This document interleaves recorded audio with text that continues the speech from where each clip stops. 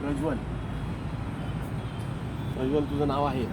बरं, तुला वंदना ज्यावेळी तू नव्हता त्यावेळी तुला झोपेमध्ये काय काय काय वाटायचं? मी जेव्हा वंदनेला यायचो ना तेव्हा मला भूतांचे स्वप्न यायचे. हां, भूतांचे स्वप्न यायचे तुला? अच्छा.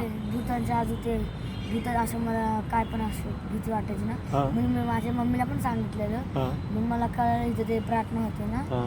मग मी इथं यायला लागलो तर मग तुम्ही मला एक मंत्र दिलं. कोणता मंत्र दिला मी तुला? मी खुश आहे. कसा दिला? मी खुश आहे. हां. मी खुश आहे असं 10 वेळा बोलायचं. हां. अजून बोलले की एक तुम्ही मला विचारले कोणतं बुद्धविहार मी बोललो हां मी बुद्धविहार मी त्याच्यात मी गेलो, सीड्यांवर चढलो.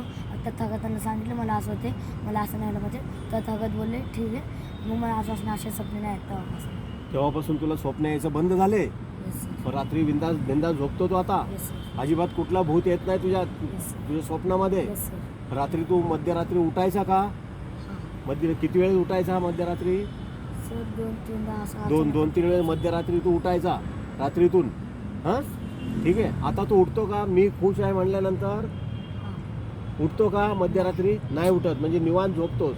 तर एकंदर असा हा मंत्र दिलेला मी या मुलांना, या सर्व मुलांना दिलेला आहे मंत्र. आणि सांगायचं तात्पर्य हे आहे, हे सगळे तथागतांचे जे बुद्धवाणीतून हे सगळं आलेलं आहे बाहेर. आणि हे मुलांना मी जागृत करण्याचा मी प्रयत्न करत आहे.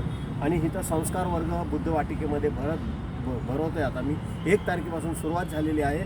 आपण आपल्या मुलांना, मुलं असो मुली असो, मोठे असो छोटे असो, सर्वांनी रोज संध्याकाळी 5:30 वाजता बुद्ध वाटिकेमध्ये येऊन वंदना घ्यायची आहे. त्रिशरण पंचशील घ्यायचं आहे, बुद्ध वंदना घ्यायची आहे आणि काही ज्ञानाच्या गोष्टी घ्यायच्या आहेत. एवढं मी आज आपल्यासमोर सांगत आहे. आज काय किती तारीख आहे? 13 तारीख आहे. तर 13 दिवस झाले आमच्या वंदनेला. आणि म्हणून हा व्हिडिओ मी आपल्यासाठी बनवला आहे आणि पाठवत आहे. जय भीम, नमो बुद्धाय.